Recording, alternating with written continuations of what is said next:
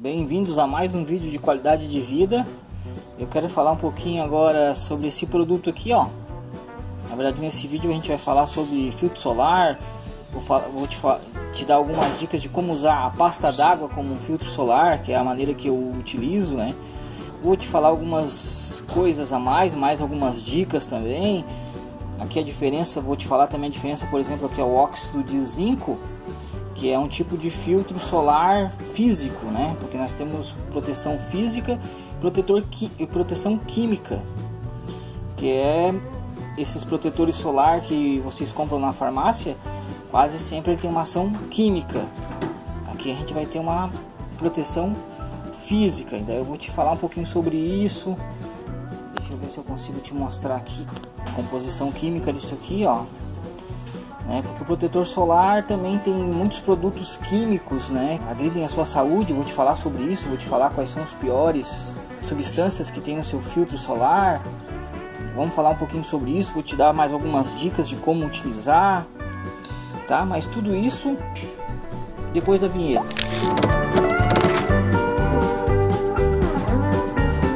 Cícero Garcia, naturopata, aqui com vocês para falar sobre filtro solar.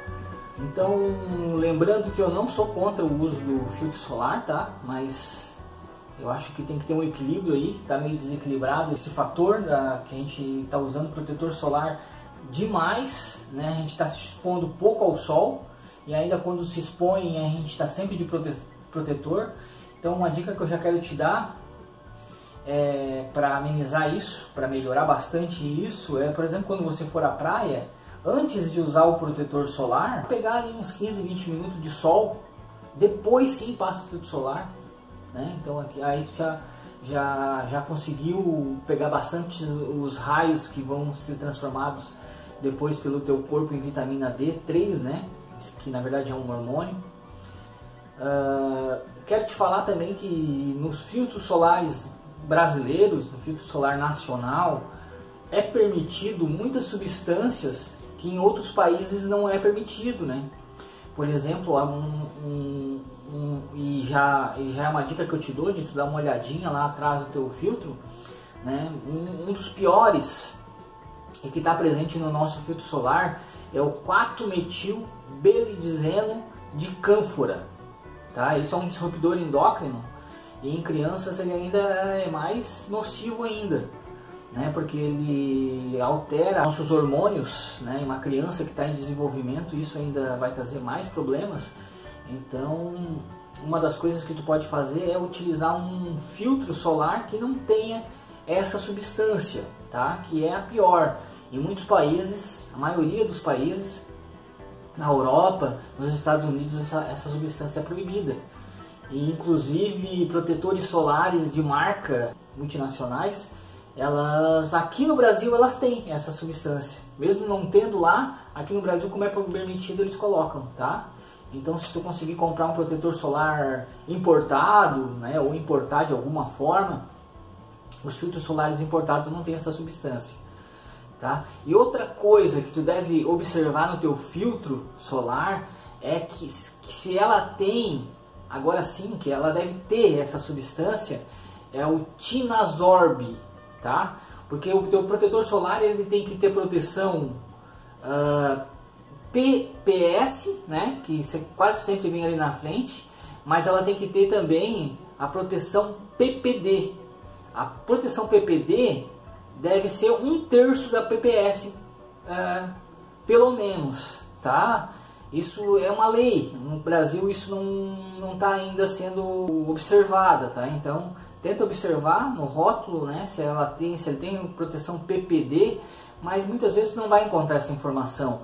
Então tu olha se tem essa substância chamada Tinasorb, que se ela tiver essa substância Tinasorb, que é um protetor, esse Tinasorb tem proteção, uma proteção adequada, tá? Tanto para os raios UVA quanto para os UVB.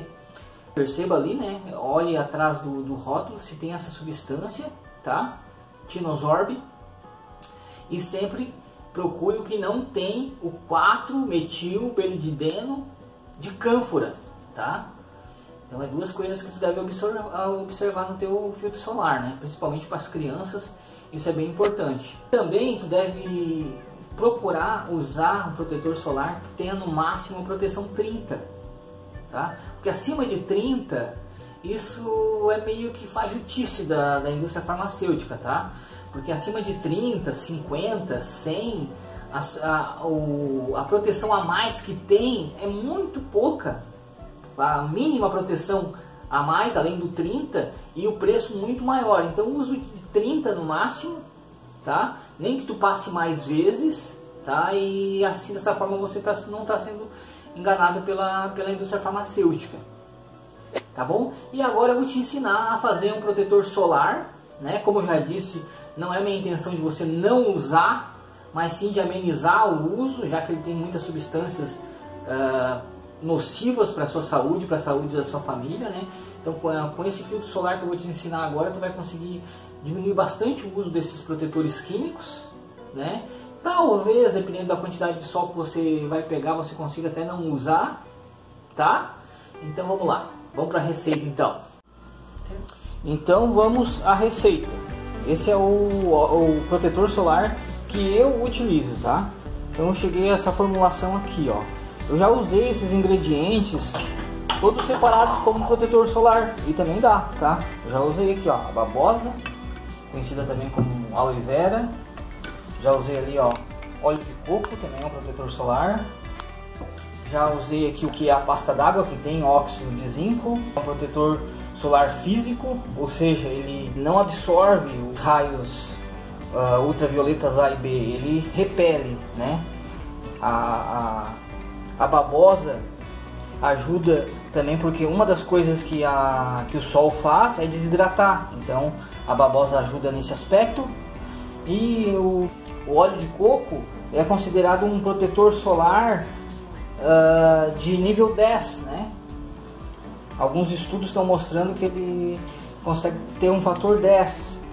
E agora misturando a gente tem uma ação melhor, tá? Eu já usei eles todos separados e a melhor fórmula que eu encontrei, é a que eu uso hoje, é essa aqui, tá? Pelos meus estudos, né, não tem como testar isso aqui no laboratório, mas testando na prática, no sol, né, em mim, ele equivale a mais ou menos um fator 15, tá? Unindo essas três coisinhas aqui. Ó, a Poliana ali já tá tirando a aloe vera, ó, a babosa, tá? Ela tá ensinando ali, ó. A gente tá usando um prato para demonstrar para você. Pode botar direto no liquidificador também para misturar melhor. A gente vai misturar no prato, tá? Ó, então aí foi a babosa. A gente tenta fazer em partes iguais, né? Então aqui a gente tá usando mais ou menos o que, Poli? Umas 3 colheres de cada um? 3 colheres de óleo de coco. A gente vai utilizar também 3 colheres de babosa. Mais ou menos. Mais ou menos, tá? Não precisa ser bem preciso não, porque inclusive isso pode ser usado separado. E ali é a pasta d'água. Eu peguei uma pasta d'água aqui que eu encontrei, que ela tem bem poucos ingredientes. É bom tu tentar ver isso, tá? Quanto menos ingredientes, melhor.